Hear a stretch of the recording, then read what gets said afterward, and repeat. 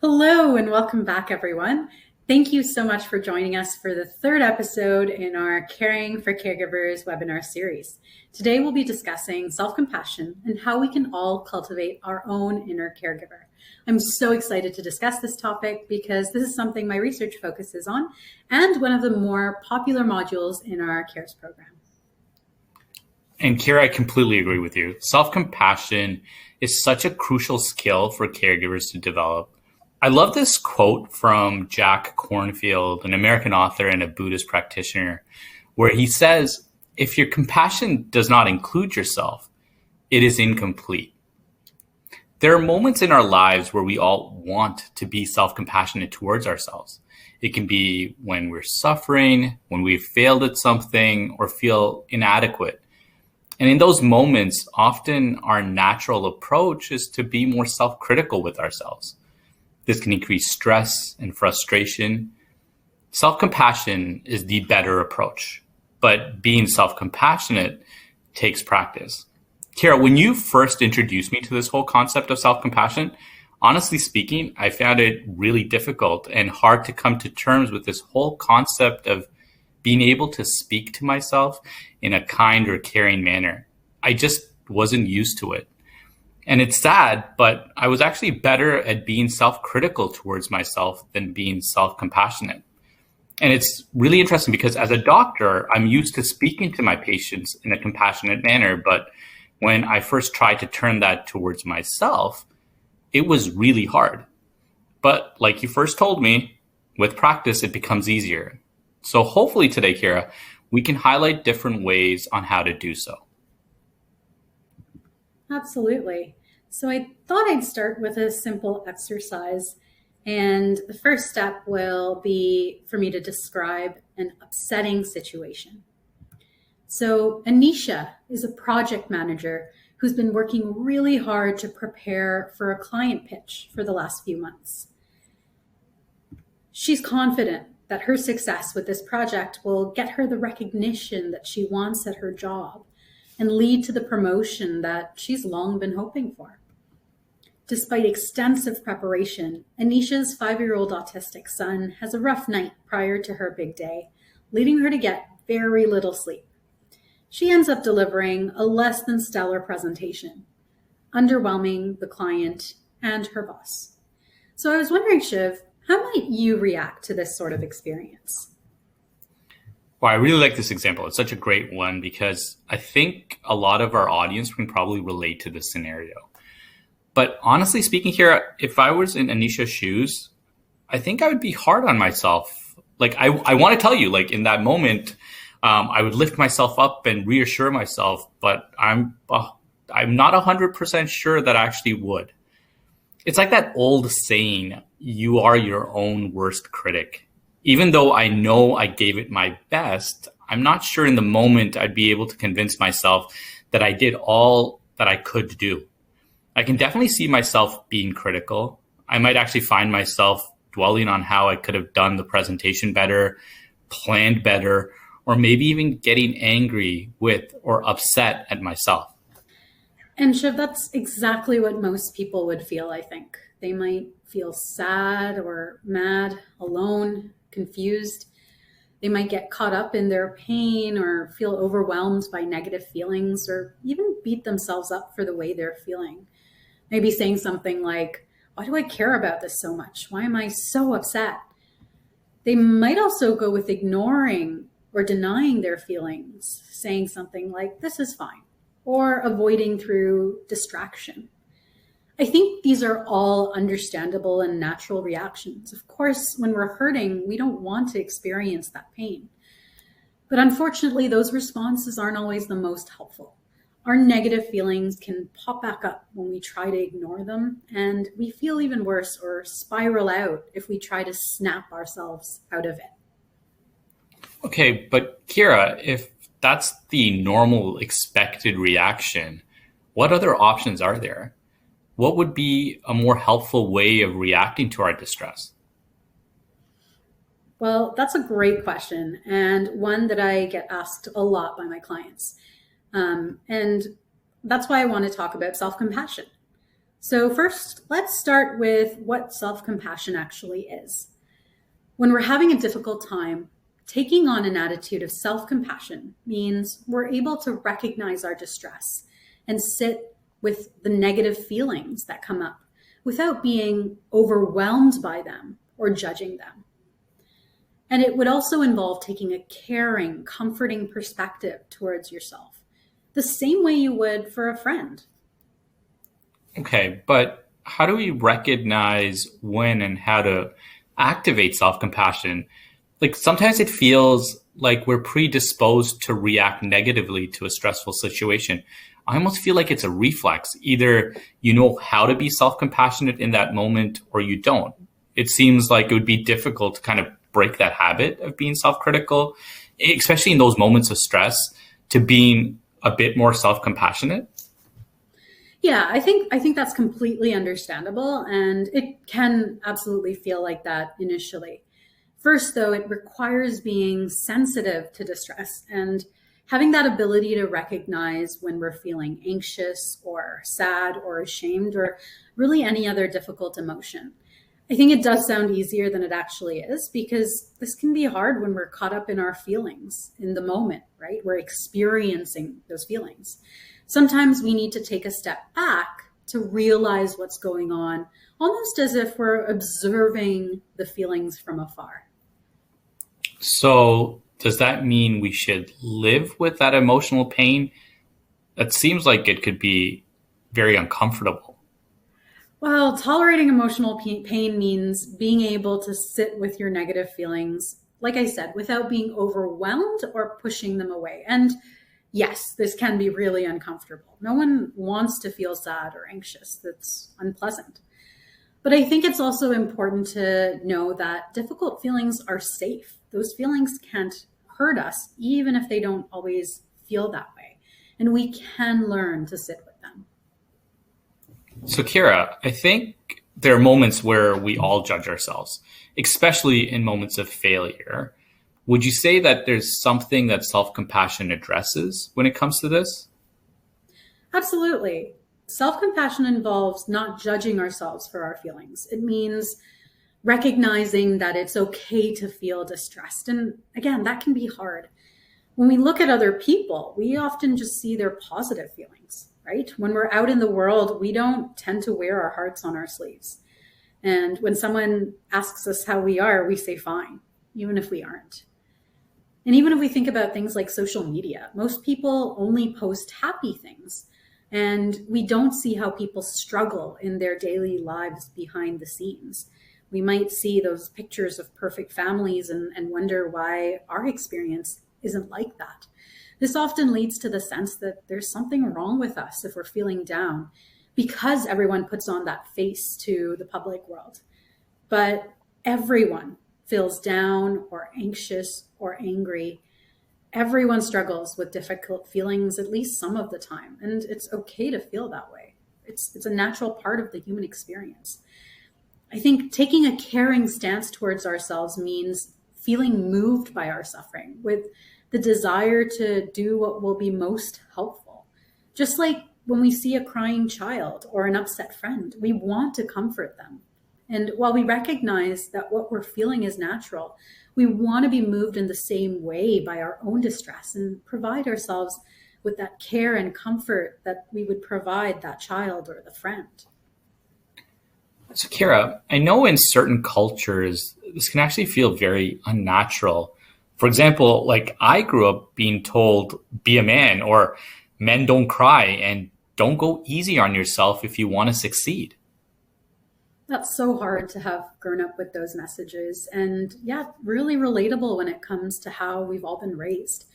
While you make a great point about how this might resonate more for people from certain backgrounds, I think it is part of modern society generally.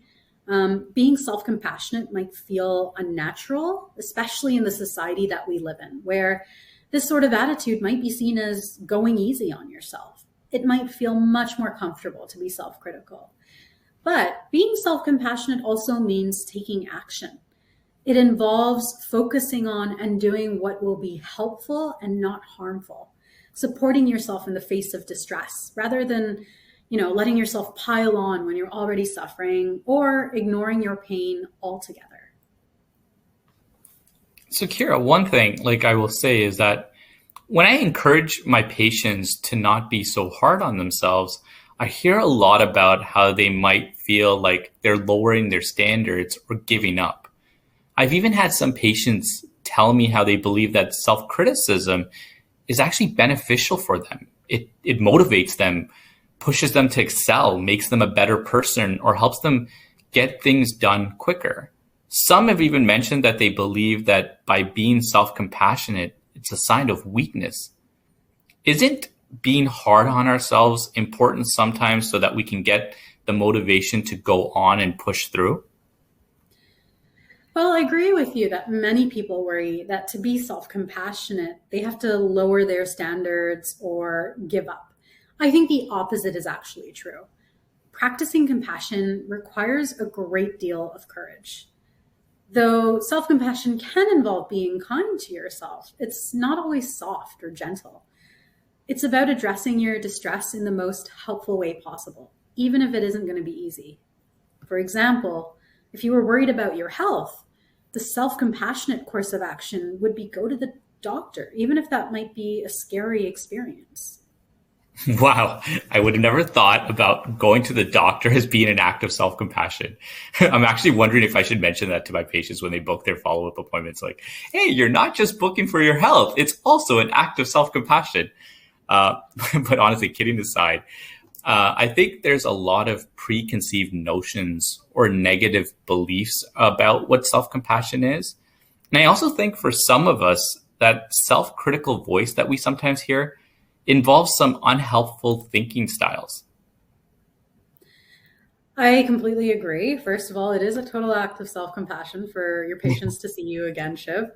And speaking of unhelpful thinking styles, that's something we actually discuss in another module of CARES, thinking traps and how to put thoughts on trial.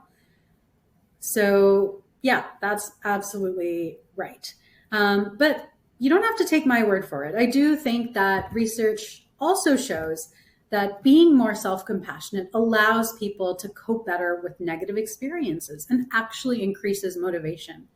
It can also strengthen our relationships with other people. Okay, so what you're saying, Kira, is that when we are self compassionate, one, we tend to trust others more, two, we feel more supported, and three, that can actually lead to us being able to support others even better. That's exactly it. I think self compassion is such an undervalued tool or way of thinking that can have a dramatic impact on someone's life. It really allows us to change the narrative and rewrite the stories that we tell ourselves. Okay, so Kara, so we know that being self-compassionate can be difficult, and this can be due to multiple reasons from early life experiences, positive beliefs of self-criticism, or just lack of awareness. But with practice, it sounds like anyone can develop this skill.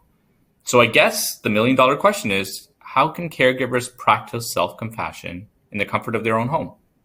Is it simply just waking up every morning, looking in the mirror, and telling myself, "You're great, go Shiv, go"? Not exactly. I think self compassion is a skill that we can build on and strengthen over time. A couple of examples of this are doing self-compassionate meditations or self-compassionate letter writing activities. And so there are all sorts of ways in which we can really practice and hone that skill. And one of the ways in which we can practice that skill, we're actually going to do right now. So I will walk you all through a self-compassionate meditation. Let's get comfortable in our chairs, taking an upright position, and you can keep your eyes closed or look downward, whatever feels most comfortable to you.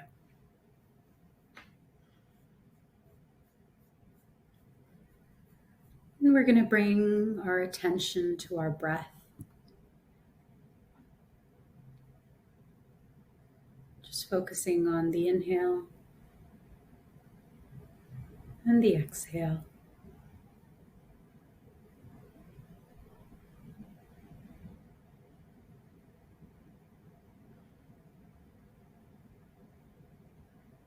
And I'd like you to start by thinking of a situation in your life that is difficult. Something that might be causing you a little bit of stress, but not something so overwhelming that it might take you away to a place that feels hard to come back from. Just something minor that might have made you feel disappointed with yourself or inadequate. Maybe it happened in the past week or month. Just call the situation to mind and see if you can actually feel that stress and emotional discomfort in your body.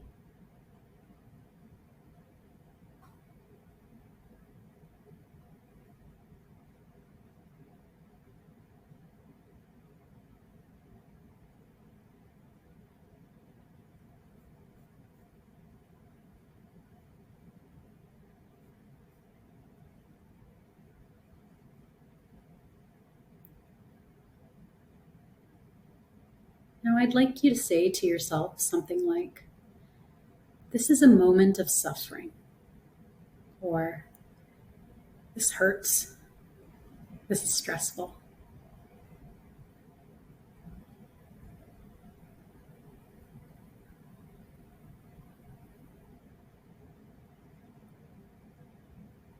That's you bringing forth mindfulness. Really just noticing what you're feeling.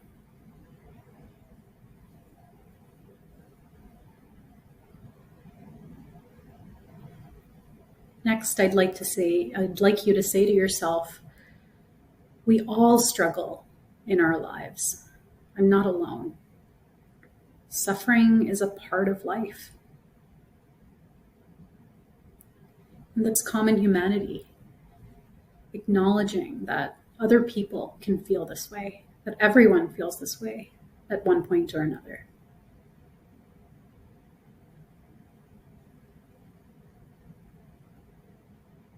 Now, if you feel comfortable doing so, I'd like you to put your hands over your heart, feeling the warmth of your hands and the gentle touch of your hands on your chest, or whatever soothing touch you might feel is right for you. And you might say something to yourself like, "May I be kind to myself. May I give myself the compassion that I need. May I learn to accept myself as I am." Or maybe another phrase that speaks to you in your particular situation. You can even ask yourself, "What do I need to hear right now to express kindness to myself?" And just say that in the most gentle tone you can muster.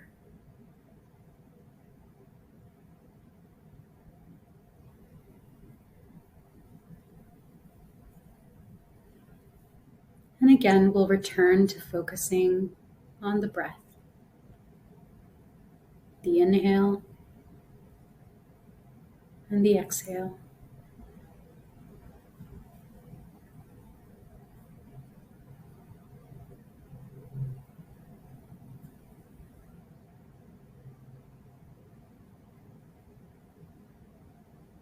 And then whenever you're ready, you can open your eyes. Welcome back.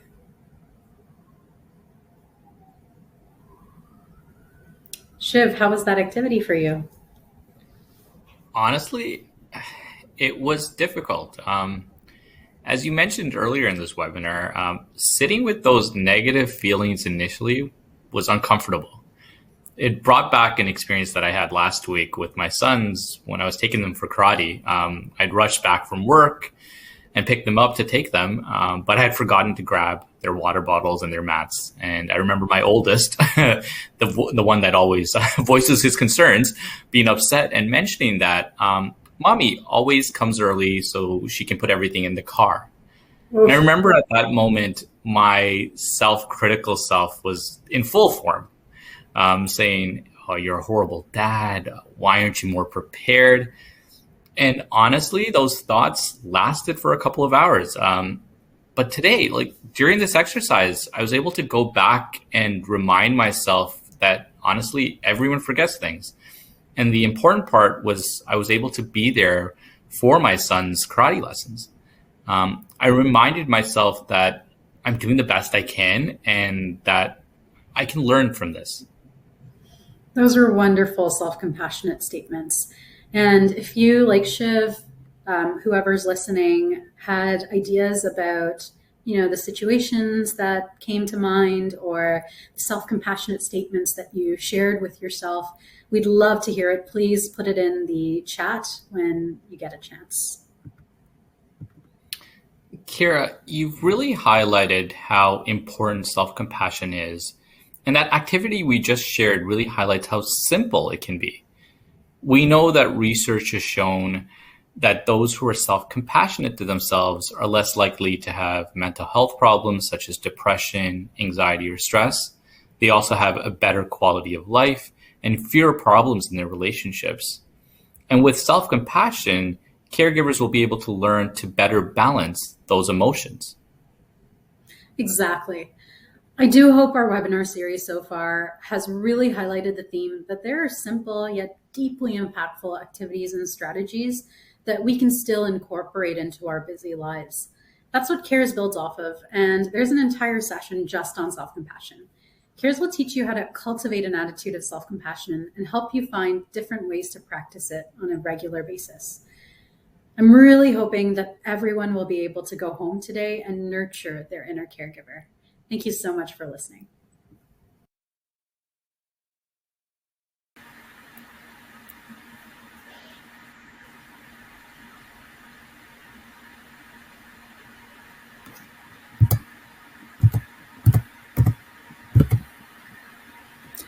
Hello and welcome back, everyone. We hope you enjoyed this presentation on self-compassion.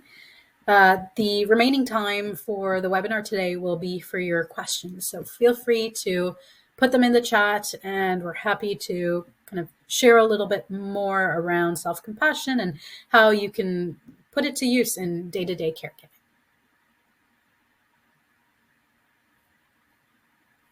Give everyone like a minute or so. I see a couple of questions coming in. Here's a question, Kira. I'm a mother of a 4-year-old autistic daughter, and one of my friends told me about self-compassion recently. But my worry is, won't I come off as being narcissistic if all I'm doing is improving my self-esteem? That's a great question. I think that self-compassion and self-esteem are often confused as similar constructs. They are both strongly linked to well-being, but I would say that self-esteem is about evaluating, how good you are or how good you feel about yourself in various domains, right? Maybe it's your intelligence or your social skills or, even your hobbies. Self-compassion, however, isn't a judgment or an evaluation at all. It's really more about showing up for ourselves when things get difficult, when we fail or feel disappointed or inadequate in some way. And self-compassion is also not tied to your performance relative to others, which self-esteem can really kind of fluctuate on that basis.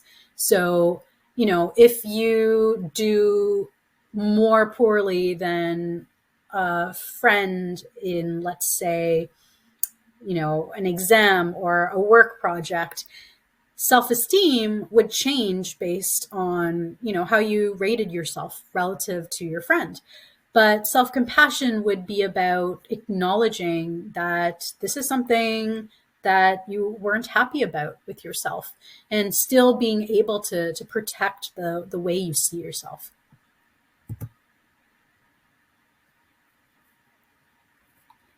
And Kira, just to kind of add to that, do you feel like self-esteem, like you kind of highlighted, is it more for when like you're trying to build yourself up versus with self-compassion, really self-compassion comes in really handy in moments of stress and moments of when you're not feeling your best?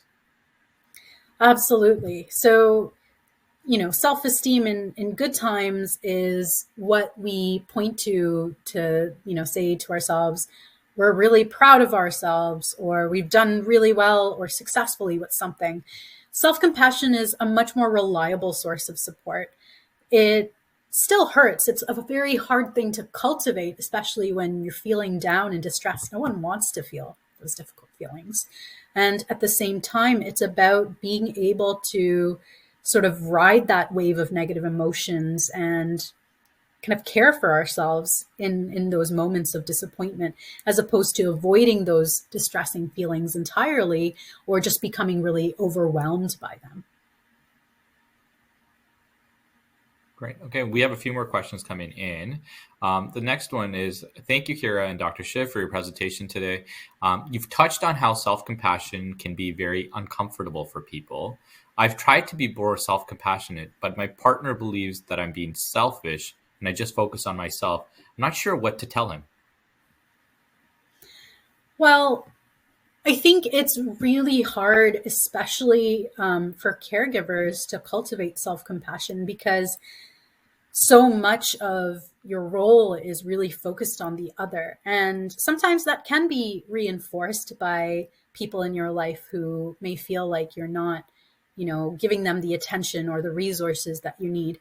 But I don't think that compassion and self-compassion is a zero-sum game. I think thinking about sort of when you're really distressed and when you get self-critical, which is in some ways the opposite of self-compassion, you actually tend to really turn inwards and narrow your focus. It kind of gets into this place of woe is me, and we just get very angry or frustrated with ourselves. So in reality, we have very little emotional bandwidth to think over anything other than ourselves and our negative emotions. So when we are actually more kind and nurturing to ourselves, we're left in a better position to focus on others.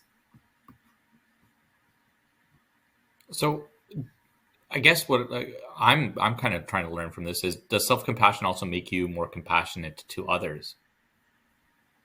That's a great question. I think that the research on that is still quite mixed. And at the same time, we also understand that, for people who are in helping professions or for caregivers, when they are able to really care for themselves and, kind of take care of themselves in the way that they take care of others, they're able to make better connections. They're able to sort of be more resilient in the face of the stressful challenges that may come up in the course of caregiving. And so ultimately, I would say that yes, even if we know that people who are compassionate to others aren't always necessarily compassionate to themselves, it can be really helpful to have that sort of inner foundation of resilience that comes from cultivating self-compassion when you set out to really take care of others. Okay, and this kind of links to this, Kara, and I'm sure you could probably answer this. Is, hi, I'm a single mom of a 13-year-old boy on the spectrum. How can I explain to him the concept of self-compassion for me and for him? That's a really interesting one. I love the idea of caregivers modeling self-compassion, because I think that kind of attitude can show our children that it's worth taking time to care for ourselves.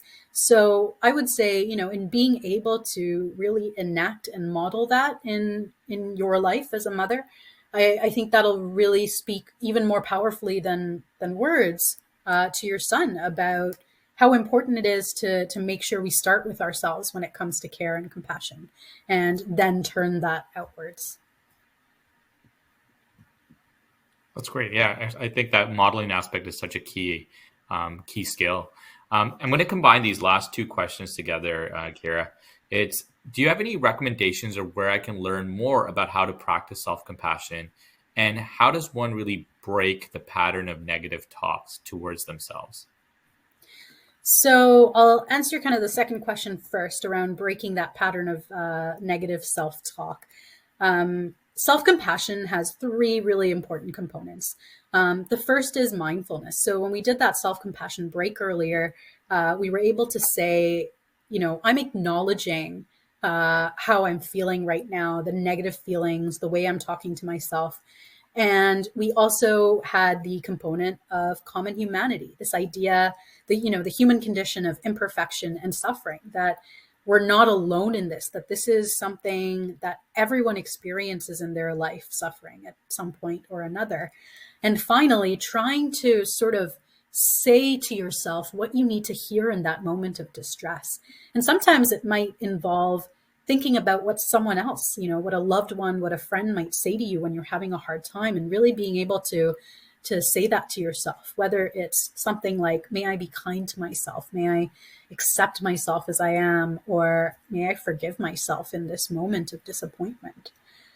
And as for where we can learn more about how to practice self-compassion, I'm going to throw it back to you, Shiv, to tell us a little bit more about the CARES program, because I'm also seeing a question about where we can get more information. Yeah, and I think that's a good way to kind of wrap up our questions. I know we're running a bit over time, right? So first, I want to thank everyone for joining us, and we really hopefully enjoyed this webinar about self-compassion. And this webinar really highlighted one of our most popular modules in our CARES program, where we do different activities and really, highlighted what that mom was asking about, how to really model self-compassion for not just your child, but maybe other family members.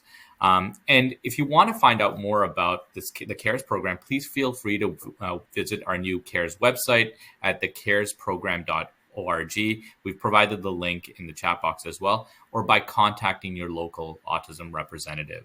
Also, for everyone that wasn't able to watch this live, this webinar is available on demand, and the PowerPoint presentation is also available for download. And on the PowerPoint presentation, it also has the link for our website. Thank you again for joining us. We hope you had a great time and enjoy the rest of the day. Thank you. Goodbye.